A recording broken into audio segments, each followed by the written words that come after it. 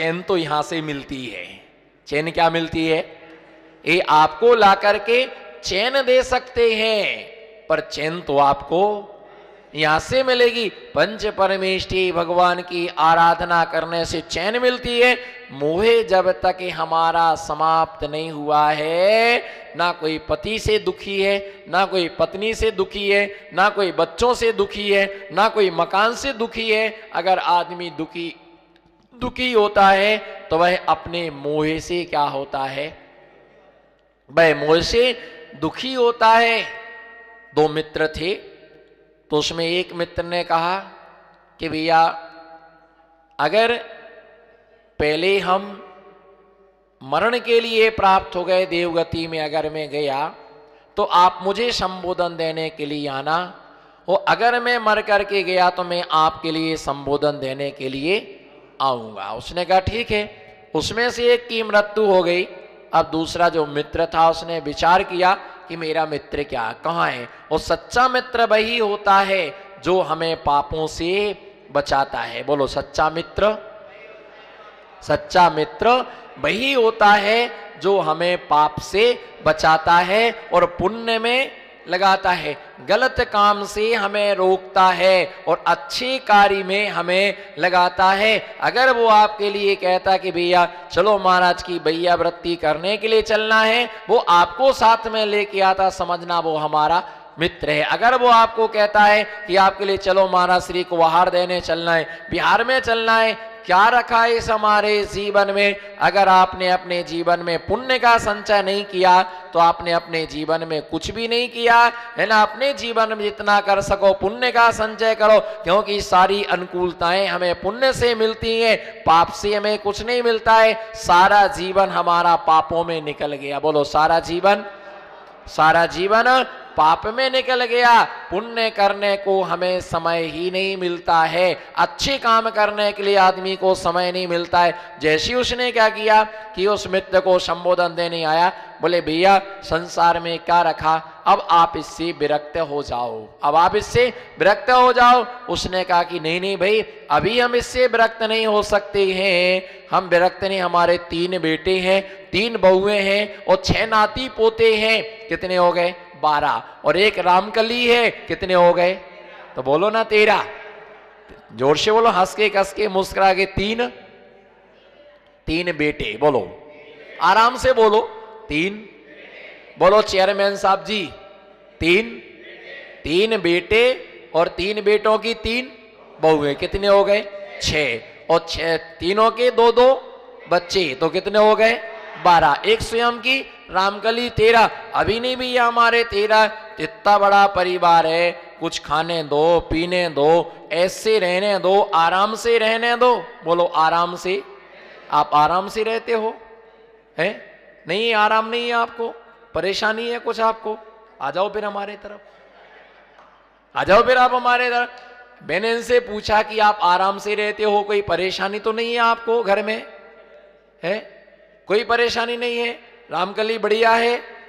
हाँ ना, कुछ तो बोलो। अब डर लग रहा कि सारी पोल खुल जाएगी।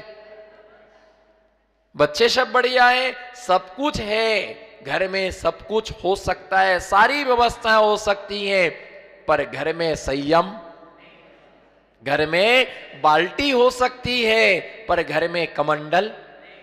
बोलो ना, मौन नहीं बैठना, अंगली पर या गूंगी होगी।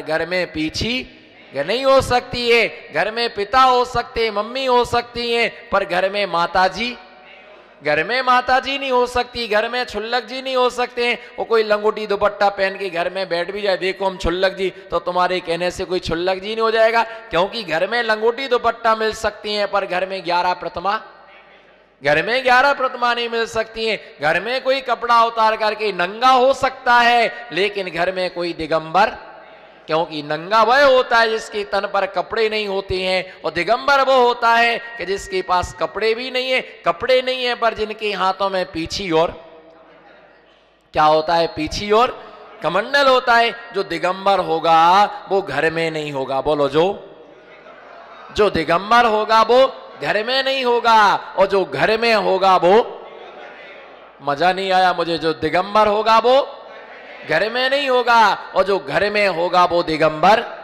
वो कभी भी वो क्या नहीं हो सकता है, वो कभी दिगंबर नहीं हो सकता है। घर में रहने वाला दिगंबर साधु नहीं होता है। दिगंबर साधु जिनालयों में, गुफाओं में, पर्वत की चोटियों में, वृक्षों के नीचे साधना में वो लीन रहते हैं। उसने संबोधन में बोले हमारे पास 13 है, अभी नहीं लेना है, हम बाद में लेंगे। उसने कहा एक दिन विश्वास तो करो कि तुम्हारा कौन है, कितने लोग तुम्हारे साथ में, तुम्हारा कौन है, आपको आप परीक्षा कर लीजिएगा। एक दिन आप सांस रोक करके लेट जाना, मैं आऊंगा। उसने कहा ठीक है। और वो अचानक एक दिन लेट जाता है और सांस के लिए रोक लेता है, और सब वैद्य को बुलाया, डॉक्टर को बुलाया, सबने नाड़ी की परीक्षा, किसकी, जोर से बोलो, नाड़ी, नाड़ी और नारी, नाड़ी और, इधर देखो ना, नाड़ी और नाड़ी, नाड़ी चल रही कि नहीं चल रही?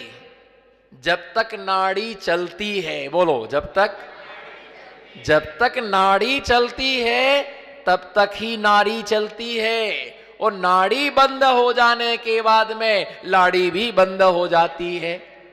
नाड़ी चले, उसने देखा नाड़ी उसने देखा एकदम बिल्कुल डाउन हो गई है नाड़ी, बहुत मुश्किल है इसका बचना बहुत मुश्किल है।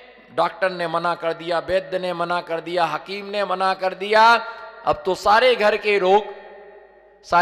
लोग रोने लगे, चिल्लाने लगे, अब क्या होगा, अब क्या होगा, अब क्या होगा। पत्नी रोने लगी, बच्चे रोने, सब जगह हाहाकार मच जाता है। जैसे ही रो रहे थे इतने में एक साधु महात्मा, वो जो देव था उसका मित्र था, वो बिल्कुल दाढ़ी उसकी बड़ी हुई है, और वो आकर के क्या कर रहा है, वो आकर के जोर से कह रहा, कोई बीमार हो, रोगी हो, मेरे से दवाई करा ले। सभी रोगों की दवा हमारे पास में मिलती है, सभी प्रकार का ट्रीटमेंट हमारे पास में होता है, सभी प्रकार की औषधियां हमारे पास मिलती हैं। उस वैद्य के लिए बुलाया, उसने देखा, उसने चेक किया, चेक करने के बाद वैद्य ने कहा ये बच सकता है। क्या बोलो, ये आदमी, बोलो ना, ये आदमी बच सकता है। उसने कहा, मतलब सबके चेहरे पर एक खुशी आ गई, एक प्रकाश हो गया, उनको लगा कि बच सकता है। कैसे बच सकता है? बोले एक दवाई है। बोले बाबा जी जल्दी निकालो ना, बोलो बाबा जी, हाथ उठाओ, बोलो बाबा जी जल्दी निकालो ना, दवा जल्दी निकालो। दवा लेने के लिए आते हैं हमारे पास में, जब हमारे पास में क्या होना चाहिए, हमारे पास में समय होना चाहिए। किसके लिए, किसके लिए समय होना चाहिए? जिसके पास में दुआ लेने की, जिसके पास में दुआ लेने का समय होता है, उस व्यक्ति को कभी भी दवा लेने की आवश्यकता, उसे कभी भी दवा लेने की आवश्यकता नहीं पड़ती है। उसने आके कहा, जैसे उसने कहा कि आप देख लेना, और उसके लिए वो बिल्कुल लेट गया। उसने जगह वैद्य जी ने कहा ये पुड़िया है, उसने कहा जल्दी निकालो, उसने कहा पुड़िया जल्दी निकालो। अब जैसे उसने पुड़िया निकाली, गिलास में डाली, उसने कहा कि जो ये पुड़िया दवाई पिएगा वो मर जाएगा, और जो मरा हुआ है वो क्या हो जाएगा। अब देखो, नाड़ी परीक्षा, बोलो जोर से बोलो, कौन सी परीक्षा? नारी परीक्षा और नाड़ी परीक्षा। नाड़ी तो बंद हो गई, नाड़ी तो बंद हो गई, अब किसकी परीक्षा है?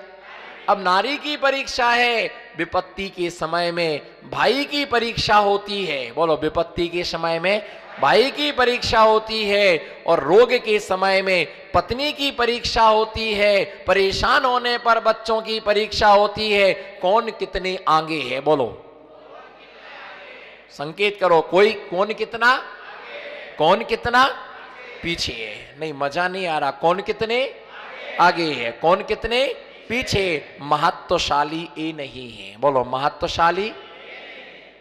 देखो हमारे आगे कितने सारे लोग हैं, हमारे पीछे कितने सारे लोग हैं, बोलो फिर से हंस के कस के मुस्कुरा के, कौन कितने। नहीं, चेहरे पर स्माइल तो आना चाहिए, उसके बिना तो मैं आगे बढ़ ही नहीं सकता हूं। भली जेब में मोबाइल हो या ना हो, लेकिन चेहरे पर स्माइल जरूर होना चाहिए। बोलो कौन कितने और कौन कितने पीछे महत्वशाली ये नहीं है वर्धमान जी, महत्वशाली ये नहीं है, महत्वशाली ये है कि हमारे साथ में, हमारे साथ में कौन है? आपके साथ में बताओ। आगे तो बहुत लोग हैं, आगे बहुत लोग हैं, पीछे करने वाला बेटा है और आगे करने वाले पिताजी हैं। आगे बहुत लोग हैं, पीछे बहुत लोग हैं। महत्वशाली ये नहीं है, महत्वशाली है कि हमारे साथ में। क्यों? अगर आप गिरने लग जाओगे तो कौन आगे वाला संभालेगा कि पीछे वाला संभालेगा? है कौन संभालेगा? नहीं नहीं, आगे वाला क्या करेगा? गिर जाओगे, मर जाओगे, तब तक वो लौट के नहीं आ पाएगा। और पीछे वाला दौड़ेगा, है ना, तो कहीं वो गिर गया तो क्या? जो हमारे साथ में है महत्वशाली क्या होता है? कोई पतला रास्ता था, हम दो जने हाथ पकड़ के चलते हैं, दो जने हाथ पकड़ करके चलते हैं, और इसलिए हाथ पकड़ के चलते हैं कहीं हम क्या ना हो जाएं, गिर ना जाएं। तो उसने कहा कि जो ये दवाई पिएगा वो क्या होगा? वो मर जाएगा, और जो इस दवाई, है ना, जो मरा हुआ है वो क्या हो जाएगा? वो जिंदा हो जाएगा। ऐसा उसने कहा। तो उसने कहा कि कौन पिएगा?